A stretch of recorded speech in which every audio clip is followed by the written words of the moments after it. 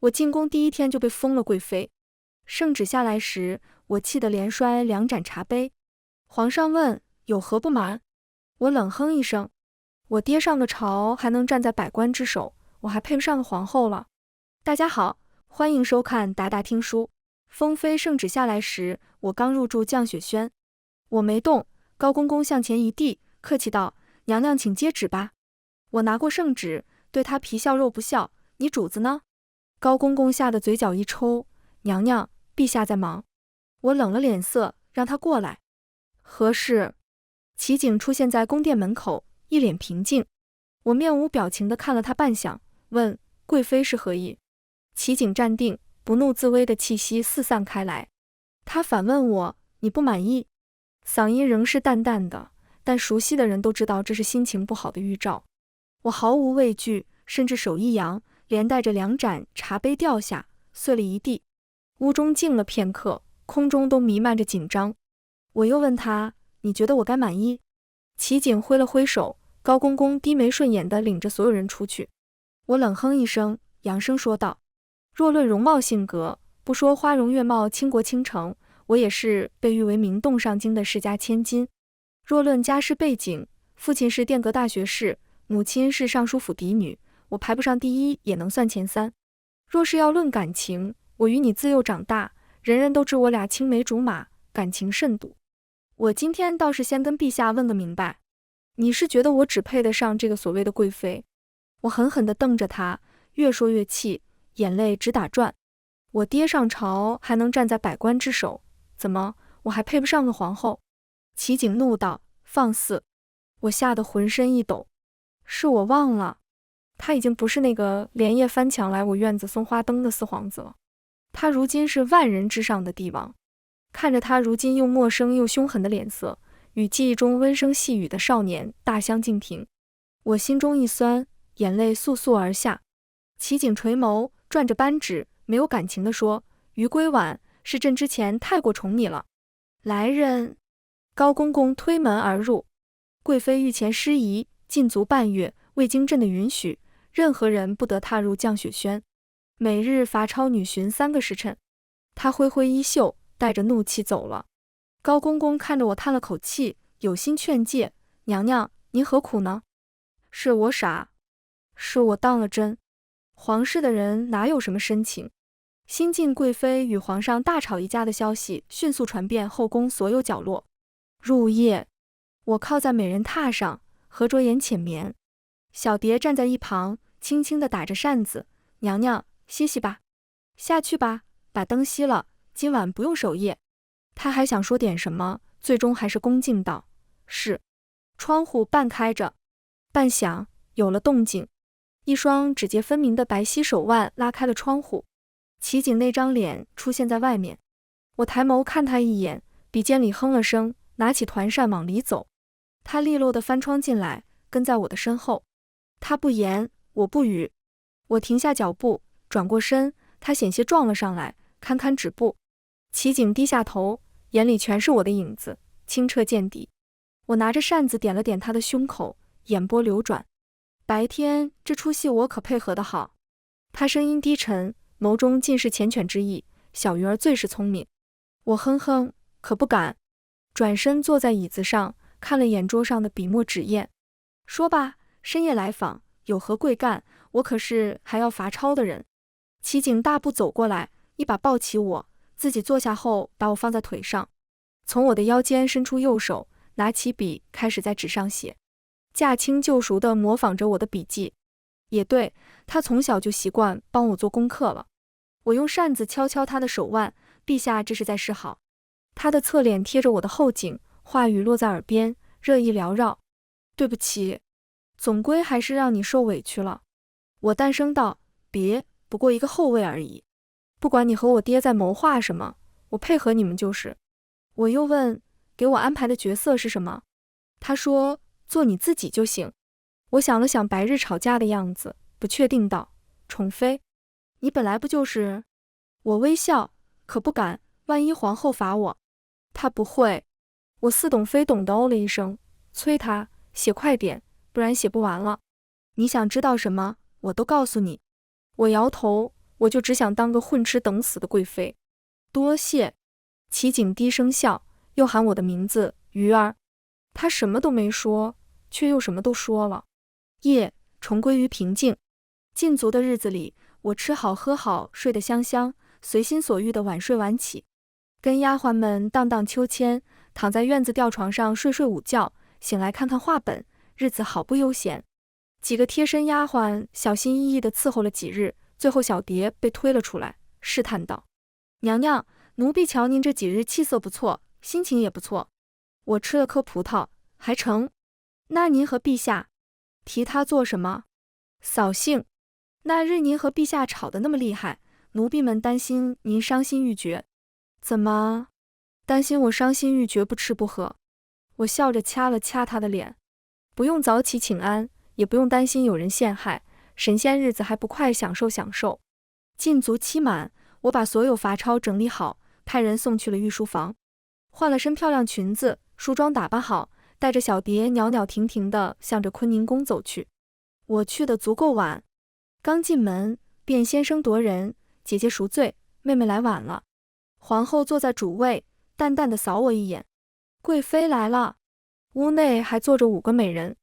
待我刚入座，对面面容精致的姑娘便迫不及待地开了口：这都什么时辰了，贵妃好大的架子，让我们好等。我端起茶杯，斯文地喝了一口，眼神都没抬。对方气道：贵妃真是好教养。我闻言才抬眸：你谁？他指着我：你。下座的一个清秀佳人接过话：这是丽妃娘娘。我放下茶杯，不在意地哦了一声：现在知道了。目中无人到了极致。皇后身边的嬷嬷及时站了出来做了介绍。这次选秀，后宫共入住了7位主子。户部尚书嫡长女林若生，也就是最上手的皇后；护国大将军独女孙思玲，是对面坐着的丽妃娘娘；太傅之女楚清代，未婚是婕妤，也就是开口说话的清秀佳人。剩下2位美人分别是江南巡抚的千金寄曲歌以及大理寺卿之女方清如。皇后难掩困乏，开口感人：行了，今日就到这里。贵嬷嬷，你去教教贵妃宫里规矩。我脸色瞬间不好。丽妃扶着丫鬟，冲我得意一笑，昂着脑袋走了。进了正殿，我迅速让小蝶把门关上，带着贵嬷嬷进了内室。皇后娘娘让你来做什么？我和林若生并不熟识，不过是之前在各种闺阁宴会上远远碰过几次。但齐景那晚的态度，看来不是敌人。贵嬷嬷礼貌地回：娘娘担心贵妃对宫中形势不甚熟悉，让我来给贵妃娘娘大概讲讲。我含笑点头，让小蝶给她端来椅子：麻烦您了。贵嬷嬷很快说完这半个月内后宫发生的事，也大致带过了各个小主之间的关系。我问：所以现在皇后娘娘和丽妃闹得很凶？是的。丽妃娘娘性子骄纵，和皇后娘娘向来喜欢拌拌嘴，你来我往的。只是太后不满皇上只翻皇后娘娘的牌，硬逼着皇上去了丽妃那，结果皇后娘娘中途说头疼，将皇上从丽妃那劫走了，这才彻底结下梁子。忽然想起那几次翻牌的深夜，某人都在我这里抄写女德。我轻咳一声，轻轻说道：可我听说丽妃的父亲和皇后娘娘的父亲关系十分亲近，不仅如此，孙家和林家还算得上是我爹在朝堂上的宿敌。贵嬷嬷低头：这奴婢不清楚。行，我没为难他。那麻烦嬷嬷在这住上一晚，明日我让人送您回去。贵嬷嬷出去了。小蝶上前给我捏肩：娘娘，您若是想知道宫内的事，干嘛不让我去打听啊？我看她一眼：甚至还需要我告诉你，你才想着去打听，可见你多不适合干这事。对不起娘娘，我之后会注意着其他宫的事情。也行，要开始跟他们打交道了，留个心眼好些。对了，把里里外外的人暗中再查一遍，有嫌疑的全都放在院外，我的身边就还是你们4个贴身伺候，这不比还在府内打起精神来。小蝶脸色严肃：是。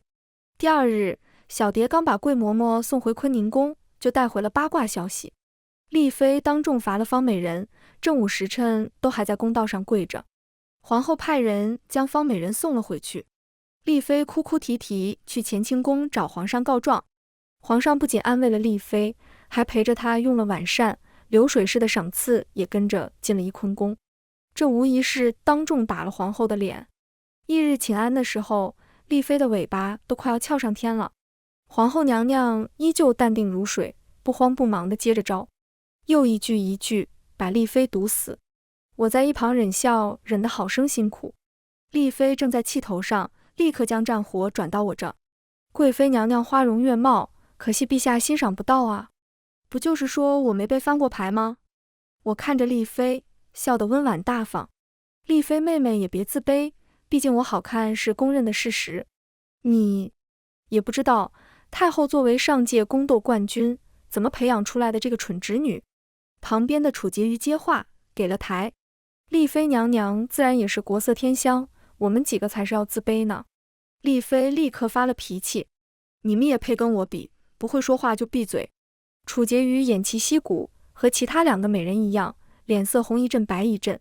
我慢慢悠悠喝着茶，毫不客气地讽刺道，昨天还看到个词叫欺软怕硬，没想到今日就见识了呢。后宫闹得如此精彩，前朝自然也得跟着晃荡。一连数日，齐景的身影都没出现在后宫。我知道大概是要有些大动静了。还没等我爹给我传来小道消息，许久未见的齐景倒是又翻窗而来。旁边的小蝶见怪不怪地自动退下。我好笑地看着他，堂堂皇帝陛下，天天来翻我的窗户，也不怕传出去让人笑话。他刮我的鼻子，语气宠溺，除了你，谁还敢笑话我？他搂着我坐到榻上，我喂了他口葡萄，又自己吃了一个，有些犯懒。最近很忙。他嗯了一声。我玩着他腰间的玉佩，让我猜猜，林家本是孙家的左膀右臂，但因为皇后和丽妃的关系，应该也有了些不切实际的想法。两家内讧的时候，你和我爹在暗中挑拨挑拨，两家的结盟应该就要散了。齐景失笑。高培说你日常请个安舅和丽妃皇后吵吵架，回来之后大门不二门不迈，不是吃就是睡。我还以为你什么都没上心。我掐着他腰间的软肉，故意冲他咬牙切齿，拐着弯骂我是个猪呢。齐景用手作书，顺着我的青丝，小鱼儿，好久没看见你跳舞了。既然他不想深聊，我也跟着摆烂，不想跳。他低头，忽然低头亲了我一口。后日午时，御花园，走的时候还留下了条漂亮裙子。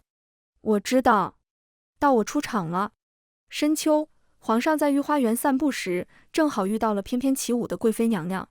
那一舞是贵妃娘娘名动上京的惊鸿舞，也是当年贵妃和皇上的定情之舞。各个宫里手帕撕了一地。各宫最担心的事情还是来了，与陛下青梅竹马的贵妃娘娘重获恩宠。连续侍寝数日，我终于在某日请安的时辰赶去了坤宁宫。皇后没露脸，只派嬷嬷出来让大家回去，还省了余下半月的请安。我又看了眼旁边的空位，丽妃竟也告假了。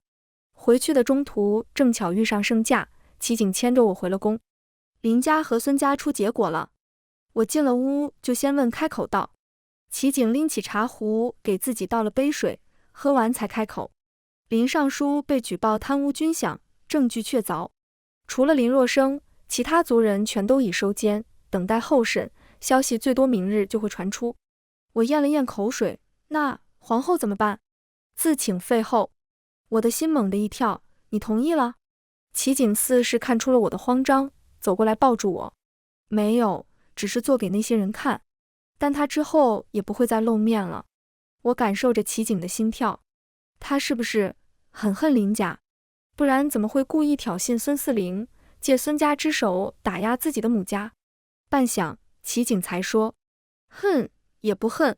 林家倒台的消息一夜之间传遍京城，皇上念及林尚书主动上交大部分良田钱财充盈国库和军饷，又多年劳苦功高的份上，最终从轻发落，抄家之后谢官归田。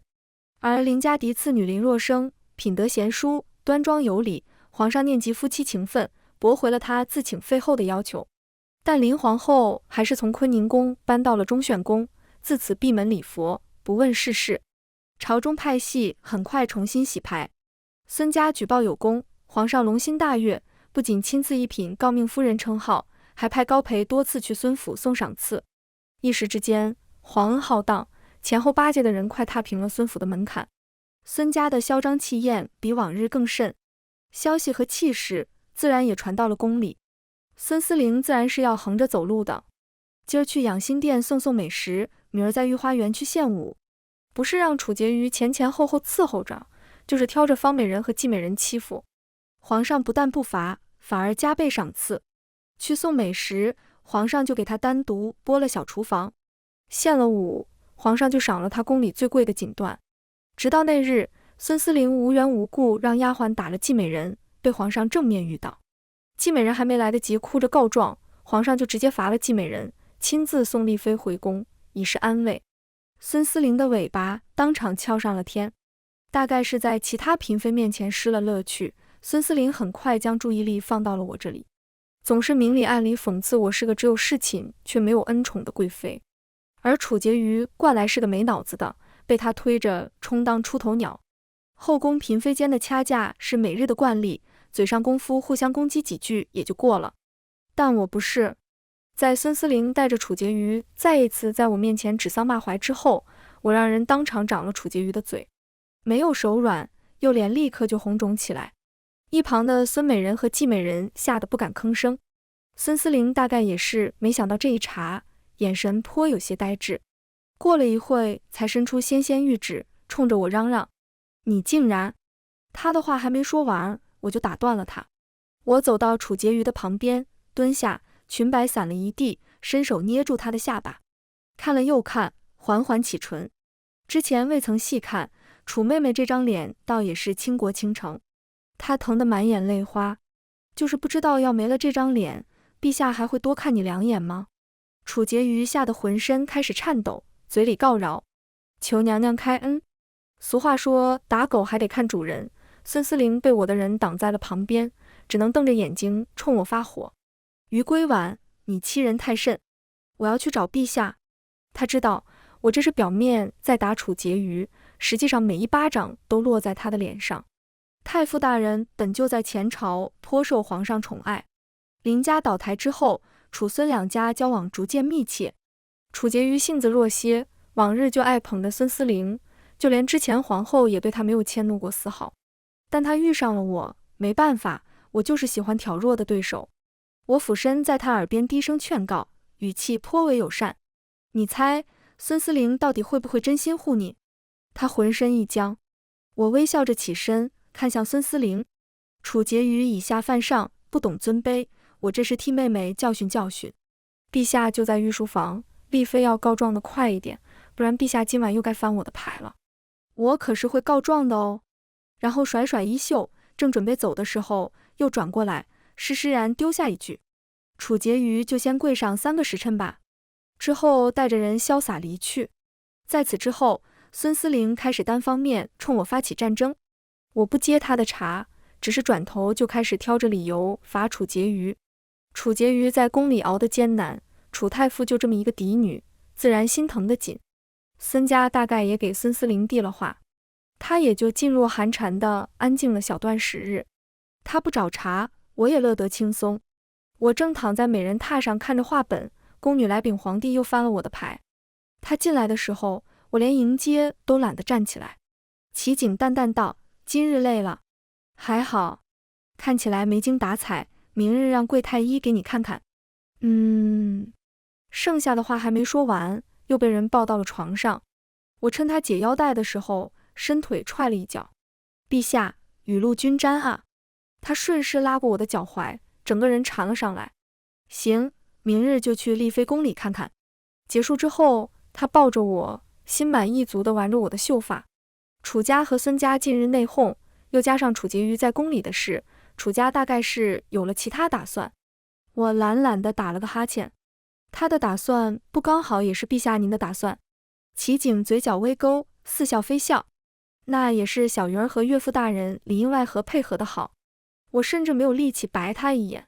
少让我干这种缺德事，我都快对人家美人于心不忍了。陛下万岁！楚家既然有了打算，我爹和陛下自然会让他如愿以偿。于是我派人去给楚婕妤送了不少赏赐。下一步自然是心安理得的和孙思凌开战，大家一起在御花园赏花。他说好看，我说丑，我随口作诗，他挑刺，不欢而散。小蝶想多拿些炭火，却被丽妃的人当场抢走。我反手就让人把他留在御膳房里的汤直接倒掉。他委委屈屈去养心殿告状，结果我抱着齐景的腰不松手。入了冬，雪还没来得及下，贵妃和丽妃针锋相对的消息倒是先长了芽。宫里宫外人尽皆知，皇上的态度难以捉摸，一会翻我的牌，一会又去陪孙思凌用晚膳，其余的人自然只敢远远看个热闹。这个年末，宫里倒是吵吵闹闹，显得不再冷清。我向来怕冷，冬至后便窝在宫里懒得动弹。忽然之间，不知怎的又着了凉，小蝶只好急匆匆地去请了太医。皇帝下朝后也赶了过来，太医开了药离去后，紧接着流水似的赏赐传了进来。我躺在床上安心养病，偶尔指挥小蝶去御膳房多拿些山楂来。等病气过得差不多，年底的宫宴也紧锣密鼓地开始了。久未出现的皇后娘娘也重新露了面。宫宴那日，小蝶一开始给我选了身粉色，我看了一眼，指了指旁边的月牙白，这个吧。到了大殿门口，丽妃也正好赶到，她看着我，冷哼一声。我往前走，路过她的时候，声音很轻，只有我和她能听见。听说有人这个月还没被翻过牌。怎么？我病了？你也病了？没等孙思凌开口，我挑衅完，便抬脚准备进殿。他气得下意识伸手过来拉我，明明按照我俩的距离，他是扯不到我的，可偏偏宫服繁重，裙摆很大，我趁着他的动作，整个人顺势一转，下一秒我磕到了门槛，狠狠摔倒在了宫殿门口。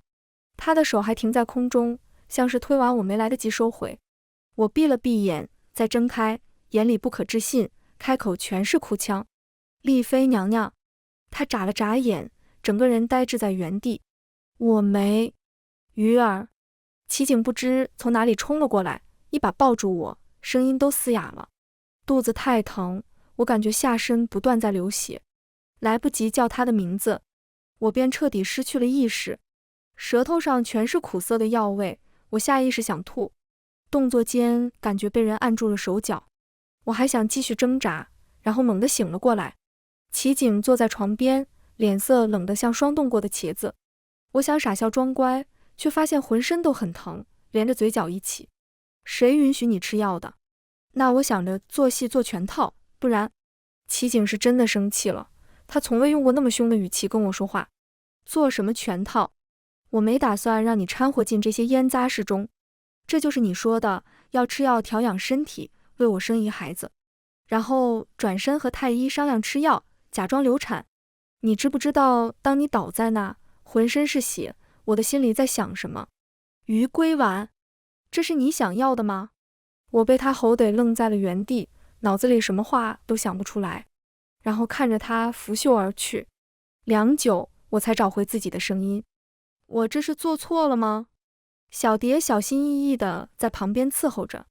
娘娘，您晕过去那会儿，脸色苍白，一直流血，衣服染的全是红色。陛下当场差点失控，抱着您一句话没说就进了内殿，太医院所有医生都被叫了过来。宫宴当场取消，丽妃娘娘到现在还跪在大殿门口。虽然是假的滑胎，但您身子骨弱，这样还是伤了身子。贵太医已经被革职，交给锦衣卫了。陛下这是气您瞒着他又伤了自己，心疼又自责呢？我慢慢地眨了眨眼，一时也不知这事是成了还是没成。只是齐景没再来看过我，这是皇上的第一个孩子。帝王之怒波及到了这件事中的所有人。孙思凌跪了一夜，又淋了场大雨，最后是被抬走的。孙大人递了折子，却连御书房的门进不去。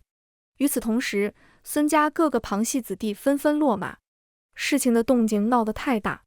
最后，太后带着人去了御书房，但交谈不过片刻，只见太后脸色极差地离开了。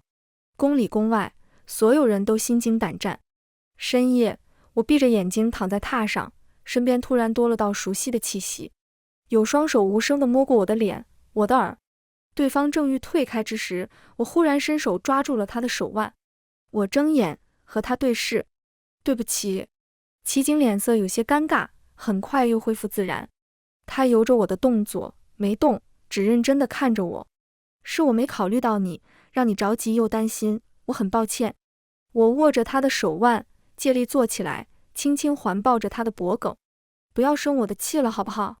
我下次不敢了。他睨我一眼，还有下次？我疯狂摇头，没有了，没有了，我以后就乖乖做个笨蛋贵妃。然后又乖乖凑上去亲了他一口。别生气了，贵太医也是被我威胁的，陛下可是明君。他轻哼，稍微好点，又整天给人求情的毛病能不能改改？我干脆挤进他的怀里，撒娇道，我的身体都彻底好了呢。哄了半天才算把人哄好。我玩着他的玉佩，主动提起白日的事情。听说太后今日气冲冲地从御书房离开的。齐景搂着我，声音没什么起伏。他说拿手里的兵权换孙家的平安和孙思玲的妃位，你没答应？他低头反问，为何答应？我疑惑了半秒，你不就是想要那部分兵权？他轻轻地笑了2声，兵权要收，孙家也要倒。这么凶，不怕史官说你冷血无情？他抱着我的手收紧了些，你受伤的这笔账，我会全部算在孙家头上。我心里多少觉得有些愧疚孙思玲，翌日只好悄悄借太医院之手给他送了些补药。家族之争，大家各凭本事，但害人性命还是罪过太大。阿弥陀佛。皇上和太后谈崩了之后，事情陷入僵持。打破僵局的人是楚太傅，他亲自请奏，直指孙家中饱私囊，欺上瞒下，勾结商贩，操纵盐价和粮价。最重要的一宗罪是私养军队，人证物证俱在，证据确凿。皇上当场下令，孙家上下所有人全部打入大牢，又命大理寺严查，不漏一丝一毫。太后一派最终只用手里的兵权换得了孙思玲的免于一死，打入冷宫。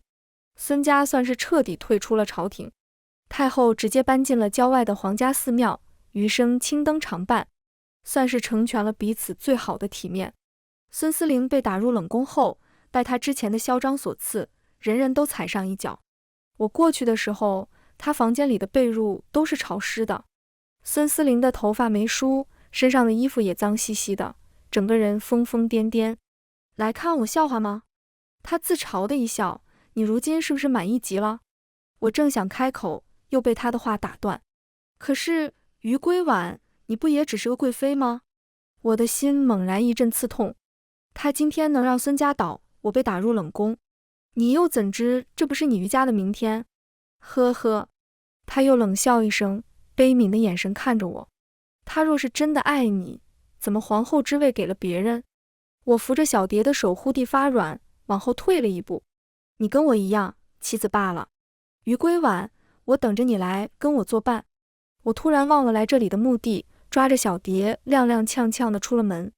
孙思玲疯疯癫癫，但有句话没说错，宫里还有位不问世事的皇后。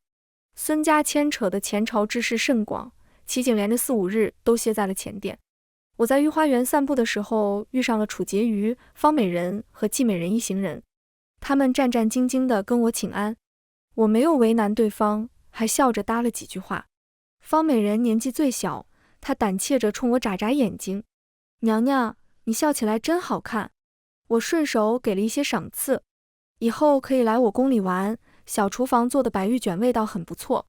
方美人和季美人应得很快，楚婕妤也慢慢吞吞回了好。和他们分别之后，不知怎的，我走到了皇后的寝宫。小蝶问，娘娘想进去吗？我站在紧闭的宫殿大门门口，看了又看，最终还是摆了摆手，罢了，回吧。天清风岭，落雪凌凌，京城的冬日总是如此煎熬。大约是贪玩受了凉，我夜里发起了热。小蝶想去御书房回禀，被我伸手拦下。太医上次还留了药，勿大惊小怪。旁边的侍女有心劝道，娘娘，让陛下知道了，他肯定会过来看望您的。我知道，齐景对我向来是好的，可我不太知道，齐景对别人好还是不好。他当初说想知道什么都可以告诉我，但我没有选择深问。可现在自己又如同心里长了根刺，人啊，矫情起来不止一星半点，想来想去没个清楚，头疼起来更想不清楚了。翌日，我醒来，头疼好了很多。高公公带着赏赐来了宫里，他说孙家的事情刚收尾，大梁就派了使臣过来，陛下这会还在跟礼部商量宫宴的事情呢。又补充道，但陛下心里时刻记挂着娘娘，所以让我来送些打发时间的小玩意。我让人把东西收下，客气道，麻烦公公。他又让人抬上来2个大箱子。娘娘，这是陛下给您准备的宴会礼服。我点点头，又忽然想起什么，问了一句，除了我，谁还会去？高公公笑笑，就您和皇后娘娘。我捏着佛珠的手指一紧，随后又若无其事地勾勾嘴角，本宫知道了。宫宴那天，我穿了身霞彩梅花娇长裙，外披藕粉狐狸毛大氅，恰好时辰进了殿。乐师们抚琴吹箫，舞姬们长袖善舞，大梁的使臣和朝廷重臣推杯换盏。皇上驾到，皇后娘娘驾到。我起身行礼，余光看到了明黄色的衣角，又看到了火红色的裙摆。齐景和林若生一前一后向着主位走去。齐景抬手，所有人重新落座。我抬头，齐景正目不转睛地看着我，一派清风和煦。我压住心里的那阵不舒服，弯了弯嘴角。齐景客套地说了几句，店里重新歌舞升平。我吃了几块水果，百无聊赖地倒着果子酒品鉴，不经意间望向许久未见的林若生，结果发现他正盯着大梁使臣的某个方向。我顺着他的目光看过去，对面是一个戴着银色面具的男子，身量很高，通身气势压人。他正跟人喝着酒，并未察觉到落在身上的目光。我坐在林若生的下手，看着他攥紧拳头，整个人甚至不受控制地颤抖了好几下。一旁的齐景毫无反应，偶尔跟人喝酒，还抽空让人给我送了解酒茶。大概是我看得久了，林若生也察觉到失了态。他收回目光，和我对视，很快又将目光投向了正前方。我开始觉得自己有些喝多了，不然怎么在刚刚那一瞬，看到林若生的眼里泛了红。我刚放下酒杯，一道娇滴滴的女声在大殿响起，听闻陛下最是宠爱贵妃娘娘，今日一见，果然倾国倾城。我眼眸微抬，是大梁送来的和亲公主，长得明艳，看起来性子也不是个善茬。我笑笑，多谢公主厚爱。她走到大殿中间，语带挑衅，如此花容月貌，娘娘想来也必定才艺出众吧。我八风不动，才学疏浅，公主谬赞。她抱着胳膊，歪着脑袋，像是临时起意一样。本宫忽然想与娘娘比试一通，射箭还是飞镖，由娘娘选，全当个游戏罢，就当添个乐。娘娘以为如何？话音刚落，我看了一眼齐景，还没来得及应，另一道声音响起：贵妃近来身体欠佳，不如本宫来陪公主玩。林若生说完，便从位置上走了下来。就飞镖吧，简单些。和亲公主2只手鼓了鼓掌，皇后娘娘真大气。那就不如将果子放在肩膀上，另一人闭眼飞镖，只要射中即可。我不由得倒吸一口气，这公主看起来倒像是习武的人，只是不知林若生有几层把握。林若生此刻也走到了大殿中央，她似乎并没有被吓到，脸上从容得很。来者是客，公主先来。和亲公主并没有谦让，那便请皇后娘娘站稳了。大梁使团的人都是看热闹的表情，想来这个游戏大概是公主而言极有把握了。林若生极快地扫过宴席一眼，然后将果子放在右肩，看着对方，冷冷静静地站着。和亲公主善意提醒，如果娘娘害怕，可以告知我，随时停下。这游戏本来就是想要吓得对方失态。林若生挺直脊背，毫无惬意，公主还请手稳些。和亲公主收了嬉笑，定睛看着她手里的果子。顷刻之间，她闭上眼睛，右手飞快扔出一个黑色的飞镖，倏地，苹果被飞镖扎着应声倒地，但同时一道血迹林若生的肩膀流下。林若生面色苍白，公主的手看来还是不稳，齐景起身大怒，宣太医：公主如此有把握，只为刻意伤人。和亲公主愣在原地，不可能，我从来没有失手过。皇后当场受伤，宴会提前结束，大梁使臣当场被扣下。坤宁宫，林若生右肩裹着白色的纱布，整个人安静地躺着。齐景和太医确认他没事之后，遣散了宫里的下人。林若生忽然睁开眼睛，问：是他吗？他的语气很轻，甚至还有些颤音。我没听懂，但齐景懂。他停顿片刻，冷静地说：是。屋内突然出现了一道脚步声，我回头，是那个银色面具的男子。他走得很急，一下扑到床前。生生，林若生忽然就哭了，眼泪大颗大颗地往下掉。我听见他呜咽中叫了一声：阿爷。齐景把我带走了，房间留给了他们俩。齐景牵着我的手送我回宫。他问：就没有什么想问的吗？我感觉自己的脑袋更乱了，只好诚恳道：我现在有点理不清楚思绪。他闷声笑了一下，闲不住的手指又捏了捏我的指尖。戴着面具，你可能没认出来，他是周野。我猛地停住脚步，我记得周将军的独子就叫周野。齐景微叹，点点头：是他。可周家不是被满门抄斩了吗？当初先帝听信谗言，周家被林家陷害，蒙冤下狱，我私下救了他，秘密送他去了大梁。我的手心紧张的出了汗。想起来了，林若生和周野是青梅竹马，感情甚笃。我幼时都听闻过两家过几年就要喜结连理的消息，可一夜之间，周家出事，京城里意气风发的小将军再也没有了身影。林家扶摇直上，林若生却从众人眼中沉寂了下来，直至进宫。等反应过来的那一瞬间，我好像想清楚了。送我回到降雪轩，齐景又赶回去处理使臣之事。临走前，他摸了摸我的头：待会记得喝药。我躺在床上，努力回想当初京城里关于林若生和周野的事迹，最终沉沉睡去。翌日，我刚用完早膳，林若生身边的嬷嬷便过来请安。皇后娘娘说，她欠贵妃娘娘一个交代。于是我换了身宫装，去了坤宁宫。林若生脸色看起来好些了，她靠着床榻，笑得温婉：我可以叫你婉婉吗？那是我认识她那么长时间以来，她笑得最开心的一次。从内而外的开心，眼睛里都是笑意，整个人完全不似之前那个端庄稳重的皇后了，像个活泼可爱的小姑娘。我被她感染的也笑起来，点点头：可以。本来想叫你小鱼儿的，但皇上知道了肯定要吃醋，还是算了。我的脸有些红，刚好宫女端上来一碟栗子糕，样式和御膳房的不太一样。我好奇地看了两眼，林若生直接捏了一块塞到我的嘴边，我被迫张嘴，栗子的清香散开。他自己也吃了一块，伸手示意伺候的人都退了下去。这是阿野做的，我最喜欢吃这个味道。以前我们吵架，他就悄悄给我送，然后我吃完就会原谅他，百试百灵。说着说着，他自己倒先笑了，然后他自顾自地说起了那些属于林若生和周野的岁月。少女的眼睛里清明澄澈，亮晶晶的，煞是好看。说完了心上人，他才缓慢地提起了进宫的事。我安静地当着听众。